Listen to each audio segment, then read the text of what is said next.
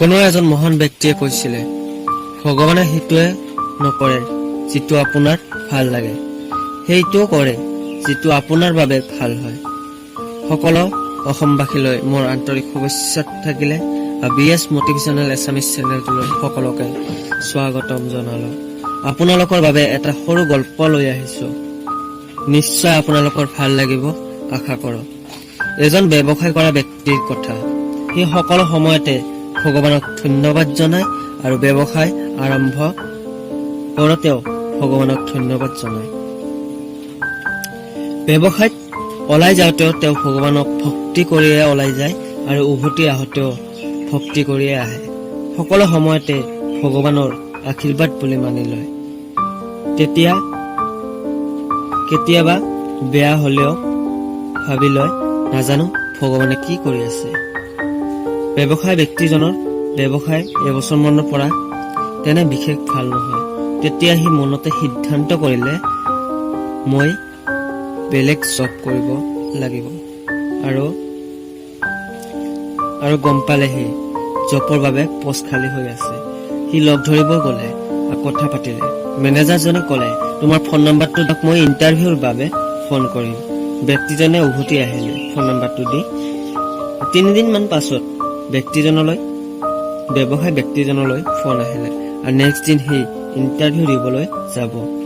আগদিনে সি সম্পূৰ্ণভাৱে ৰেডি হলে আৰু মোবাইলত এলাৰ্ম লগালে আৰু নেক্সট দিন মোবাইলত এলাৰ্ম বাজিলে সি কিন্তু টোপনিৰ পৰা সাৰি নাপালে, লেটকৈ সাৰি পালে। সি সোনকালে ভগৱানক ভক্তি জনাই ওলালে আৰু বাইকখনত উঠিলে। বাইকখন ষ্টাৰ্ট দিলে, বহু সময় ষ্টাৰ্ট দিলে, কিন্তু বাইকখন ষ্টাৰ্ট নহলে। তেনেকে বহু সময় গুচি গল। বাইকখন থৈ সি অটোত যাবলৈ ওলালে আৰু বহু টাইম অটো ৰখোতে এখন অটো পালে আৰু অটোখনত কিছু দূৰলৈ যোৱাৰ পিছতে ৰাস্তাত বহুত জাম পালে। সি যাই পাওঁতে ইণ্টাৰভিউ টাইম শেষ পালে আৰু সি গৈ দেখা পালে ইণ্টাৰভিউ শেষ। সি আৰু ৰুমলৈ উভতি আহিলে আৰু ৰুমত আহি দেখা পালে বিজুলী নাই। তেতিয়া তাৰ বহুত বেয়া লাগিলে আৰু ভগৱানক জনালে। ভগৱানক ক'লে ভগৱান আপোনাক মই ইমান ভক্তি কৰোঁ, মোৰ আজি ইমান বেয়া কিয় গলে।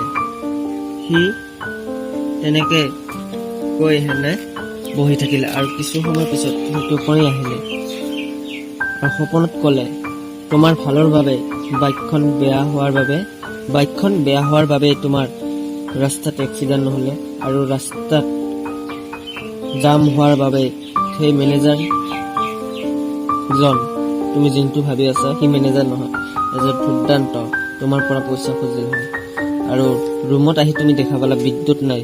বিদ্যুৎ নোহোৱাৰ কাৰণটোৱে হৈছে তোমাৰ ঘৰত বিদ্যুৎ থাকিলে শ্বৰ্ট হৈ জুই লাগিল হয়। আৰু শেষ মুহূৰ্তত ক'লে ভগৱানে মোক বিশ্বাস কৰি আছা, বিশ্বাস কৰি থাকা, সেইখিনিয়ে ক'লে।